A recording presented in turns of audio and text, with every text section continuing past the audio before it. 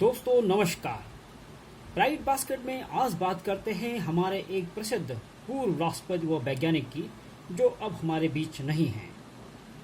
जी हाँ दोस्तों, आपके समझ में बिल्कुल सही आया।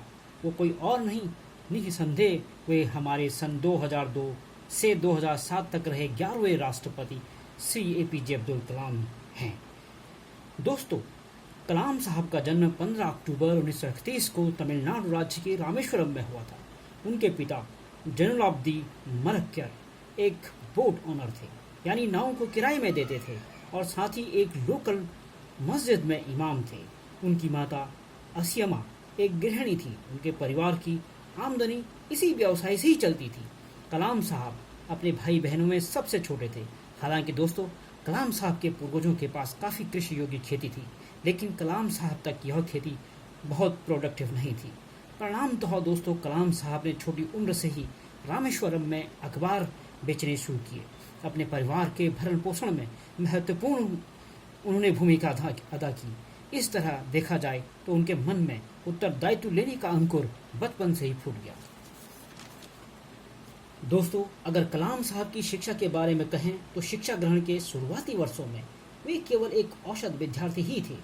हो सकता है इसका कारण उनको बचपन में पारिवारिक स्थिति के कारण समय का न मिलना रहा हो, लेकिन वे एक मेहनती व शिक्षा के प्रति अति संवेदनशील व्यक्ति थे।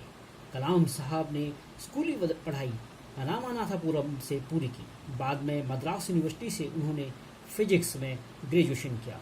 1955 में उन्होंने एरोस्पेस इंजीनियरिंग के लिए मद्रास का रुख किया। दोस्तों, कलाम साहब को पायलट बनने का बड़ा ही शौक था। इस सिलसिले में एक रोचक बात यह है कि जब वह इसी टेस्ट में अपियर हुए और इंटेंस टेस्ट प्रोसेस के बाद उनका रैंक 9th आया, तो पता चला उनके ठीक पहले 8 व्यक्तियों का चयन हो गया है, उनका चयन नहीं हुआ। दोस्तों, यदि इस परीक्षा में उनका चयन हो जाता तो शायद दोस्तों आज हम और आप उन्हें शायद ही जानते। इसी संघर्ष को जारी रखते हुए उन्होंने 1960 में अपनी एरोस्पेस इंजीनियरिंग पूरी की और डीआरडीओ के एरोनॉटिकल डेवलपमेंट में नियुक्त हुए। इस डिपार्टमेंट में रहकर उन्होंने होवरक्राफ्ट बनाने में महत्वपूर्ण योगदान दिया। लेकिन बाद में कलाम साहब का ट्रांसफर इसरो यानी कि इंडियन स्पेस रिसर्च ऑर्गेनाइजेशन में हो गया, जहां उन्होंने भारत के पहले launch vehicle satellite launch vehicle 3 का उन्हें प्रोजेक्ट डायरेक्टर बनाया गया। इसी SLV-3 ने रोहिणी सैटेलाइट को 1980 में स्पेस में पहुंचाया। दोस्तों, इसी क्रम में कलाम साहब के नेतृत्व में ही PSLV को भी डेवलप किया गया। दोस्तों, कलाम साहब को उनकी योग्यता से प्रभावित होकर प्रसिद्ध फिजिसिस्ट राजा रमन्ना ने उन्हें हमारे पहले न्यूक्लियर टेस्ट में उन्हें आमंत्रित किया था, जिस टेस्ट को स्माइलिंग बुद्धा नाम दिया गया। बाद में कलाम साहब को integrated guided missile development programme के लिए चीफ एग्जीक्यूटिव नियुक्त किया गया। दोस्तों, 1980 के दशक में उन्होंने मिसाइल डेवलपमेंट की जिम्मेदारी उठाई और सरकार ने उनकी योग्यता पर भरोसा कर उनका पूरा साथ दिया और जो भी खर्च आया उसको पूरा किया। परिणाम आज आप जानते हैं कि कलाम साहब बिल्कुल खरे उतरे और राष्ट्र ने उन्हें मिसाइल मैन की संज्ञा दी। उन्होंने अग्नि और पृथ्वी जैसे कई मिसाइलों को डेवलप करने में अग्रणी भूमिका निभाई।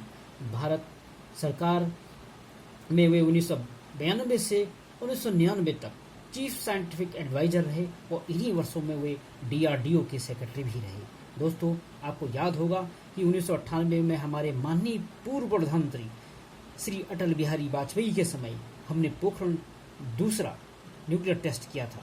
दोस्तों, मजे की बात यह है कि इसमें कलाम साहब का न केवल टेक्नोलॉजिकल रोल था बल्कि पॉलिटिकल रोल भी था, क्योंकि राजगोपाला चिदम्बरम के साथ वे भी इस प्रोजेक्ट के चीफ प्रोजेक्ट कोऑर्डिनेटर थे।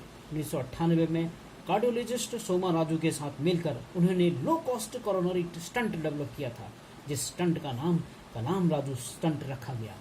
इसी क्रम में 2012 में इन्हीं दोनों व्यक्तियों ने ग्रामीण क्षेत्र के स्वास्थ्य सेवा के लिए टैबलेट कंप्यूटर भी डेवलप किया, जिसे कलाम राजू टैबलेट नाम दिया गया। दोस्तों, कलाम साहब की देश सेवा की अगली यात्रा में उन्हें 2002 से 2007 तक देश के 11वें राष्ट्रपति के रूप में नियुक्त किया गया। इस पद पर रहने वाले वे पहले बैचलर राष्ट्रपति थे, पहले साइंटिस्ट थे, तीसरे भारत रत्न अवार्डी थे। इस इतने बड़े पद पर रहते हुए भी कलाम साहब बेहद सौम्य और साधारण थे। जीवन शैली में ही वो अपने जीवन शैली को बहुत साधारण रूप से जीते थे और हमेशा लोगों के बीच रहना पसंद करते थे। इसी कारण उन्हें पीपल्स प्रेसिडेंट भी कहा जाता है। अपने राष्ट्रपति सेवा काल के बाद वे IIM Shillong, IIM Ahmedabad and IIM Indore के विजिटिंग प्रोफेसर बने। मई 2012 में उन्होंने करप्शन को समाप्त करने के लिए भारतीय युवाओं के लिए what can I give movement नामक प्रोग्राम लॉन्च किया। दोस्तों 27 जुलाई 2015, एक बार फिर गौर करना दोस्तों, 27 जुलाई 2015 IIM शिलोंग में उनका एक संबोधन था जिसका थीम था क्रिएटिंग ए लाइवेबल प्लानेट अर्थ। इसी प्रोग्राम में जब महज 5 मिनट ही उनको लेक्चर देते हो गए तो अचानक वे जमीन पर गिर गए। उनको तुरंत नज़दीकी हॉस्पिटल में ले जाया गया, लेकिन 7:45 PM शाम को कार्डियक अरेस्ट से उनकी मौत हो गई। उनका शव पहले शिलोंग से गुवाहाटी, गुवाहाटी से दिल्ली, फिर दिल्ली से मदुरई, फिर मदुरई से रामेश्वरम ले जाया गया। इसका मतलब दोस्तों, जिस जमीन कलाम जैसे व्यक्ति को सींचा, वापस कलाम साहब ने अपने को उसी मिट्टी को सौंप दिया। इस तरह एक महान वैज्ञानिक, महान शिक्षक, एक महान समाज सेवी हमसे हमेशा के लिए विदा हो गए। दोस्तों कलाम साहब वास्तविक रूप से हमारे बीच न रहते हुए भी अपने विचारों व व्यक्तित्व के माध्यम से हमारे बीच हमेशा रहेंगे। दोस्तों कलाम साहब के प्रसिद्ध कोट्स हैं, suffering is the essence of success, यानी कि यदि आपको सफल होना है तो उसके लिए कष्ट बहुत ज़रूरी है।